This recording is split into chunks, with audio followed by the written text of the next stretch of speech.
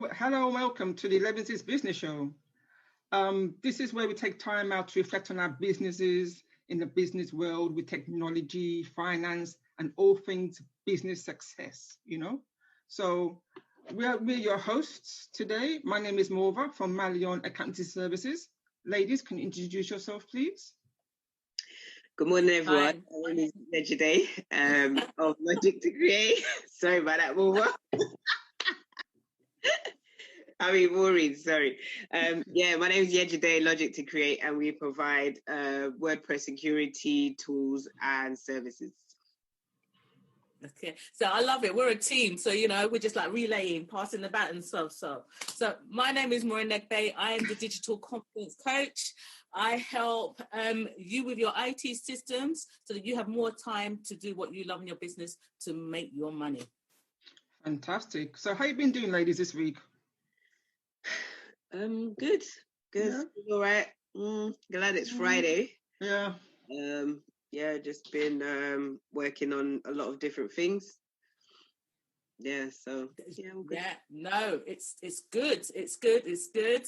I'm just excited, like, to have a little moment to breathe to myself and then fall back into my business, figuring out what's needed to be done. So it's been good. I've got my flowers, just well-being. I need some of those. So what are we talking about today? So today we're talking about women in business, basically. So that's us.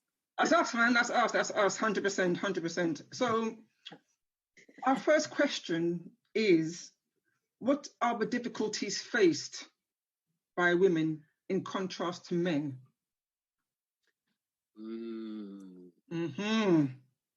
That's deep. I'm sorry, but it's deep. To begin with, it's a big question. Okay. How do you break it down? I mean, there's lots of different areas, and I think I'm the digital confidence coach, and confidence is a big thing for me, and that's the area that I first started in. And I think for me, that was one of the key things that I noticed about women in business and about them going into business or not getting into business. It was due to either self-worth, lack of confidence. And I remember reading from a report, Columbian University report, where it showed that men, in terms of confidence to go out and do things or go into businesses, their own personal confidence is 30% above the reality of what they can do. Yeah, because they're overconfident.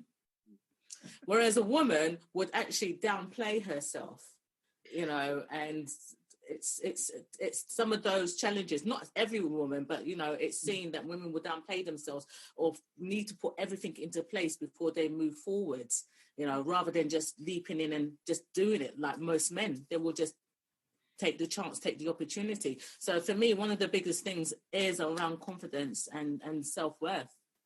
Can I quickly jump in here, please? Because I know we talk about women in business, but it reminded me of a training course I went on to a long time ago, way back when, where it showed that if a man found a job to apply for, and like say, out of the 10 points, 4 of those points he couldn't really do, he would still apply for it. Yeah. But with a woman, those 4 points, they think, oh no, I can't do them, I won't apply. Yeah, she would have to tick all the points before moving to forward. Be confident, because they're not confident enough to fulfill that position. Yeah. I mean, I've done that.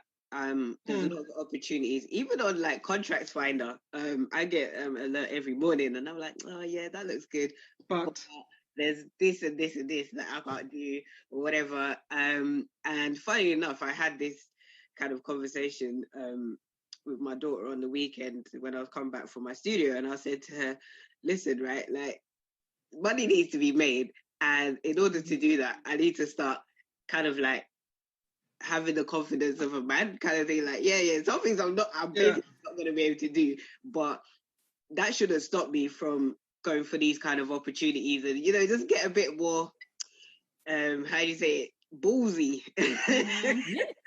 Yes. Because a lot of what we see and we kind of shy away from in terms of in a job description or a contract opportunity or whatever, we can actually do it, but maybe it's written in a certain language that we're like, this or that, and you see what I mean.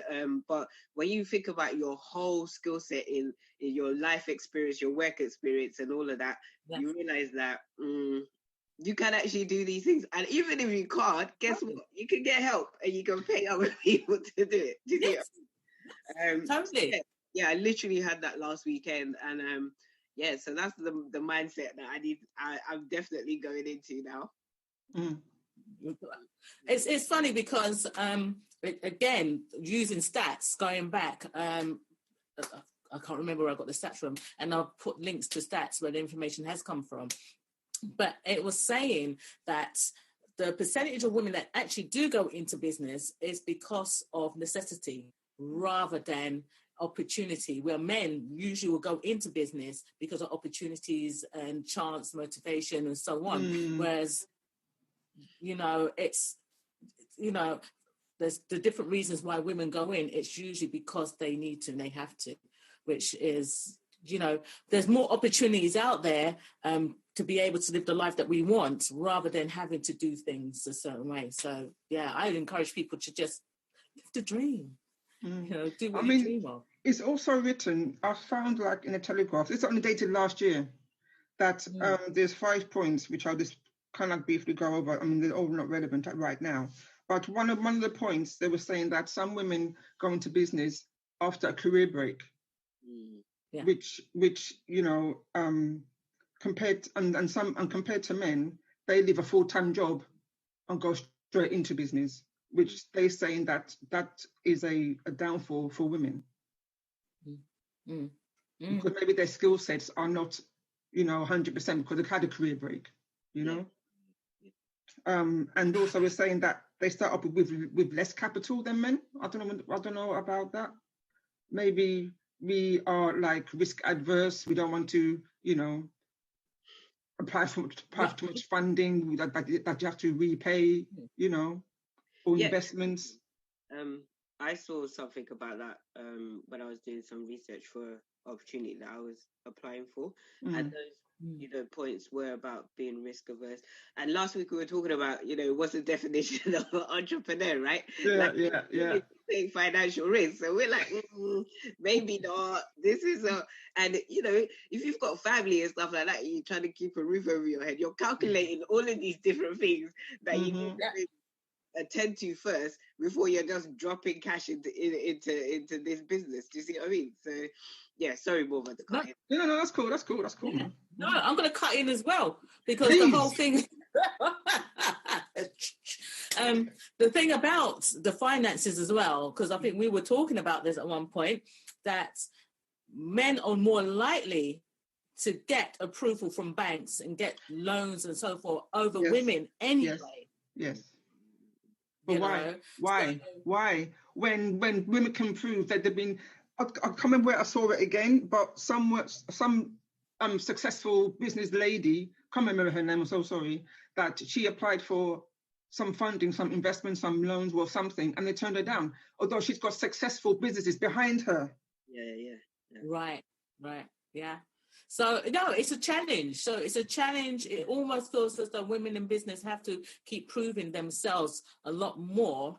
And then, again, going back to the confidence thing, in terms of putting themselves forward enough, okay? Because, again, it's part of the research where people who need to make decisions, when they see someone approach them, depending on their demeanour and how they are, if they don't show ballsiness, as to like what you had said, Jedge, or show, if there seems like self-doubt straight away, that goes against them, so it's that whole thing of that. If you believe in what your business can do, you believe in your product, believe in your service, then go full throttle, don't allow anybody to tell you differently or stop you going forwards.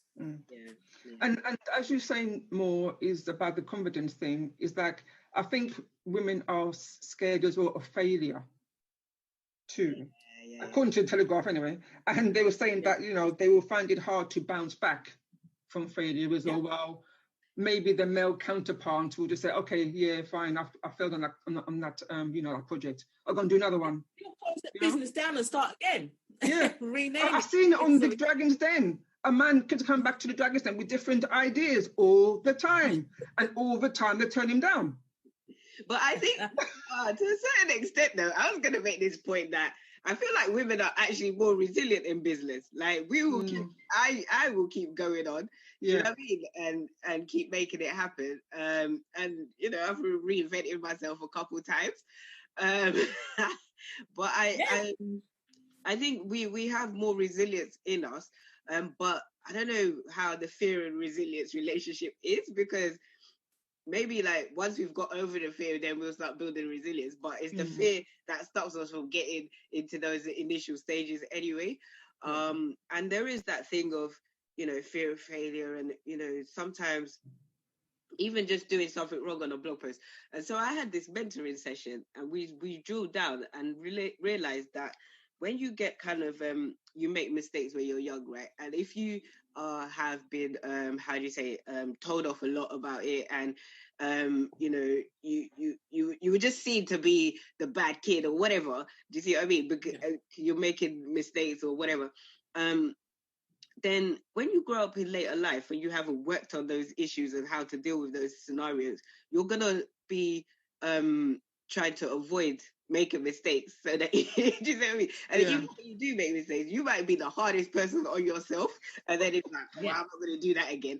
Do you see what I mean? So definitely, again, in the psyche of my thing is that, I need to move. You need to pull. So that's the office one. I'm so sorry. It wasn't stopping a second. I'm so sorry. Hey, this is live. This is how things happen. Tick. I just need to turn on my electricity supply to the laptop. Well, what? I'm glad. Well, listen, I'm glad that you brought that up, because I know that although I think one of the ways that we move forward is to identify and be aware of things, blocks, and the challenges and what stops us from moving forward. But the thing is that we are moving forward. And I think that this is testament to the fact of that, how we work together and support each other to keep going forward as well.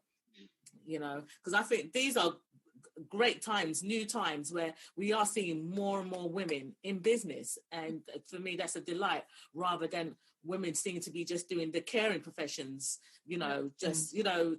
the supportive role. We're actually now stepping in front and doing what we want. Yeah, definitely. That's a good point. And I think it's great in terms of there's also that shift of mindset in terms of, who's your main competitor and blah, blah, blah. But now we're looking at who can you collaborate with? Who can you join forces with to make something happen? And I guess that's where, again, it is that thing of when you see an opportunity as a entrepreneur, businesswoman, whatever, self-employed, to say, okay, this could actually get me to another level if I'm able to, find somebody in my network who I could actually collaborate with, and we can actually build something. Do you see what I mean? So I think, back in the day when I used to, 2011, 2012, I used to fill out all these Barclays or whatever, you'd go on all these business training thing, innit? And it always in your business plan, who's your competitor? I'm like, I don't know who my competitor is. You know what I mean? Like, exactly. Who's my age, black, living in Hackney, doing this, doing that, got a kid, and trying to set up a virtual assistant business. I don't know who that person is. Like, who's? Do you see what I mean? Like, or maybe I was seeing it a bit limited, but in terms of that, it's like, okay, I would try to do research, but the idea of a competitor is like, whatever. But the idea of a collaborator really works well for me. I've collaborated with so many different people on different projects, and every time it's helped move me and them up to a different level. Do you see what I mean? Do you think collaborating also means having a mentor as well? Do you think? Or that is totally separate?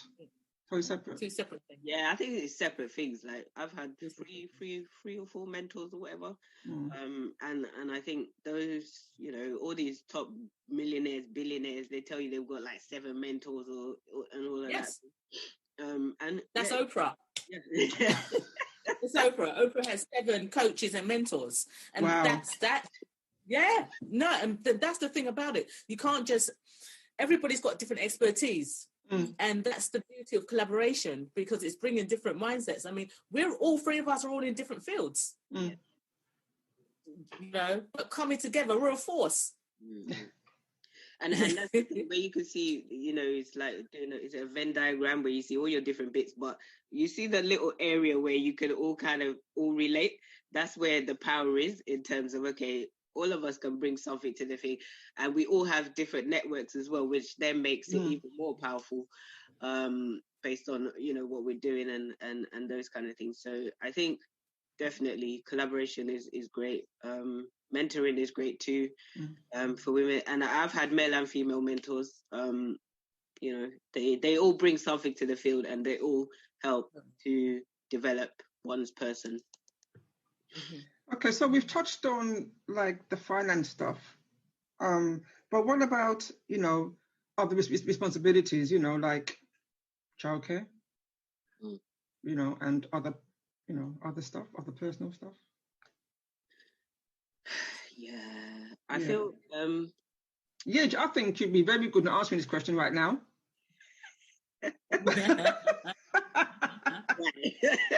Why do you say that, Mova? Yeah, like as a parent, it's interesting. Even up to now, my daughter's 21. It's like, oh yeah, so what are you planning on this evening? A bit of work. Oh, you know, do you fancy watching a movie? I've got some work to do.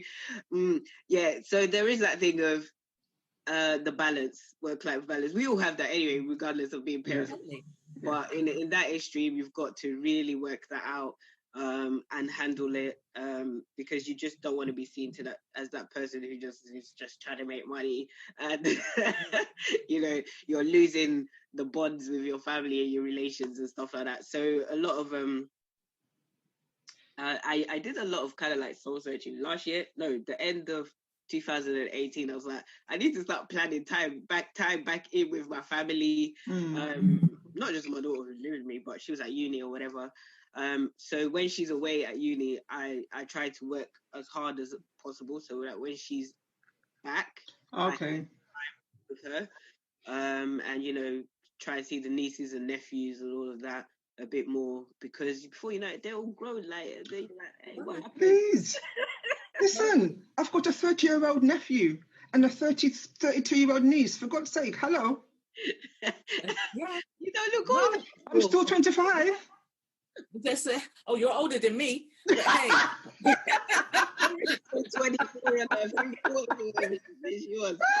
We first met in 2012 or whatever. I'm like, Was I 12 then? I don't know what kind of calculations you're using. Oh, the wrong one.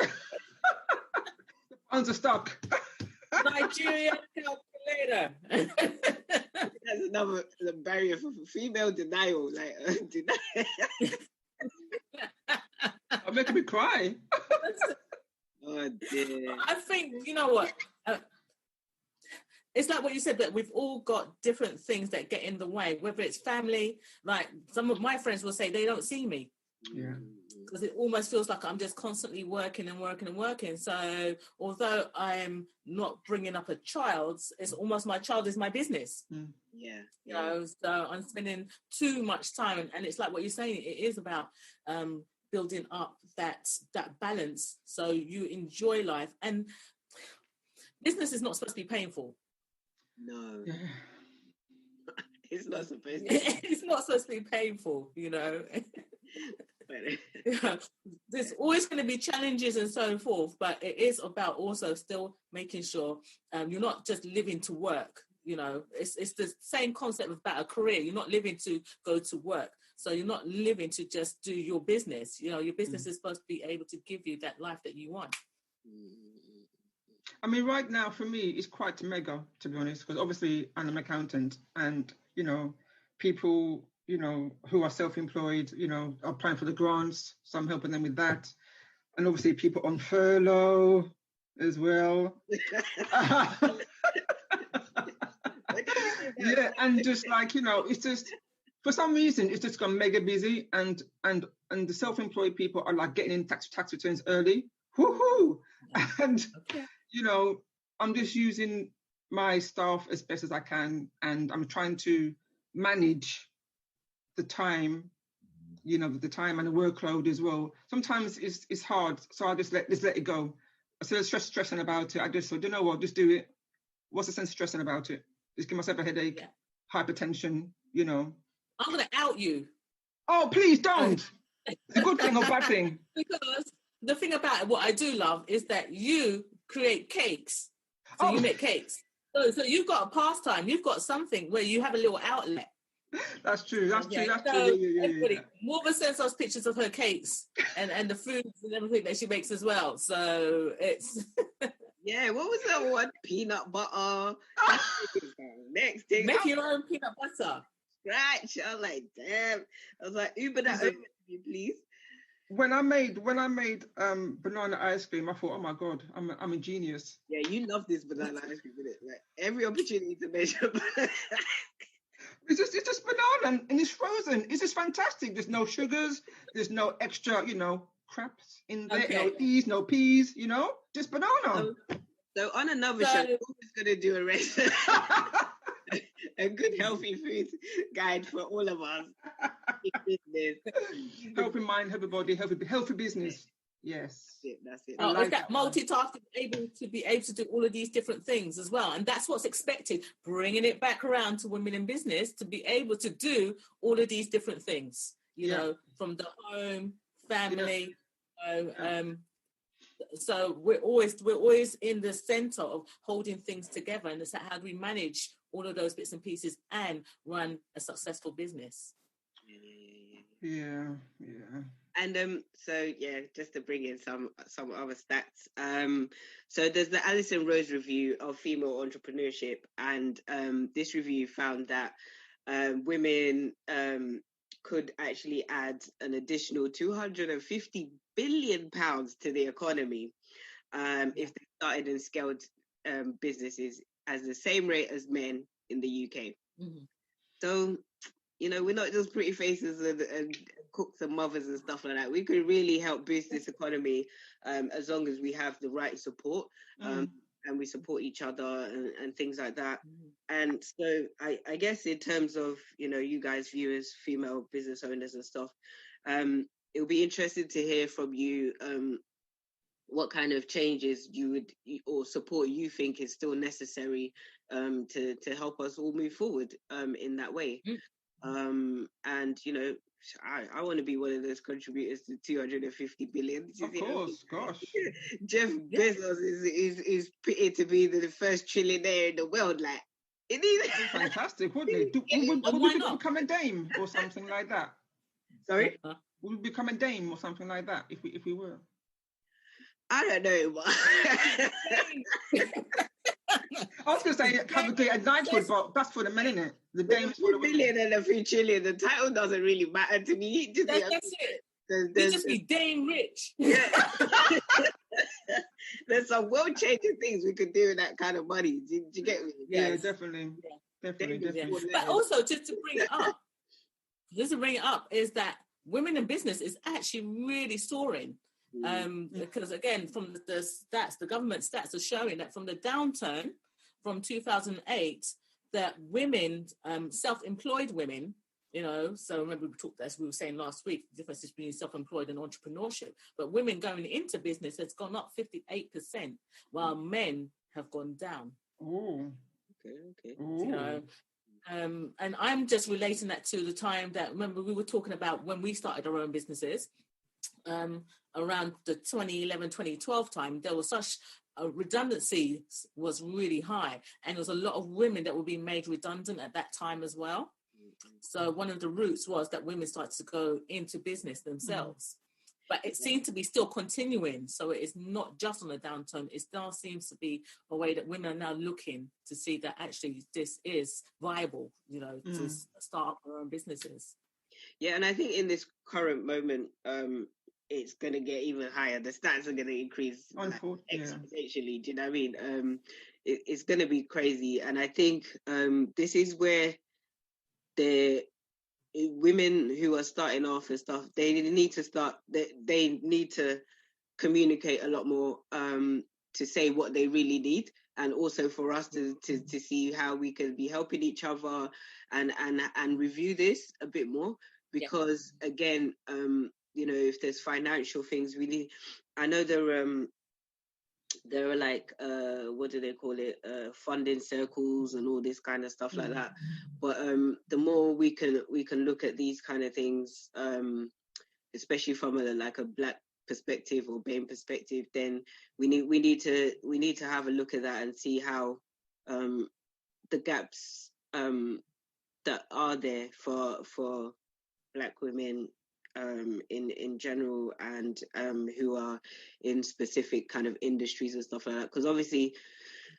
there's industries like construction or something like that, or whatever, because I don't know if there's any Black female scaffolding companies or male, do you see what I mean? But I saw the article about one in America, this Black guy, and is now running $1 billion company. Wow.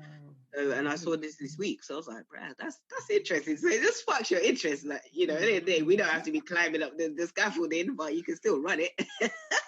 Right. That's it. I mean, you just reminded me, because I remember when I was going to uni. Was it uni or college? I think actually it was college, Newham College at that time. And I remember the Eurotunnel, and a friend of mine actually got a job within. She was an engineer, and she was one of the top female engineers during the Eurotunnel time. But you'd never ever hear about females in those kind of positions, because it's just like you said, you don't hear much unless you're Oprah. You've made it way, way, way beyond. You don't hear about a lot of women in business. But I think we need to shout about it a bit more. And a film for you guys to watch. I don't know if you've watched it already. She Did That on Netflix. That was focused on Black females in America, entrepreneurs. It was really good. It was really quite touching for me. I was like, oh, I want to be like them. And but I mean, we kind of are in our own ways. But I think there's so much potential, and there's we just need to realize what is hindering that potential, or what needs to accelerate that potential. Well, I think it's... Sorry, I'm jumping in, because this was such a fascinating topic, because of that, when I first started looking into it, it was like, women in business. But this is a big subject. And one of my first things that I wanted to do as part of my research for my business was to see who were the top female successful businesswomen or millionaires in the UK.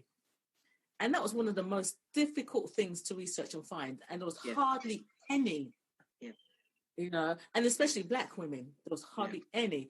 American women, you can see the lists. Yeah. Even African women, you can... Yeah, even in like Nigeria or Africa or whatever, you see what I mean? Why? This is what we need to find out, or we need to discuss a bit more, and maybe some of the females who are watching, like I said, let us know, like, what do you think is holding us back, and why, and what do we need to do to bring things together? Because like we said, working in collaboration can help move two of us and three of us and loads of us up to different levels, and that's what we want to be doing.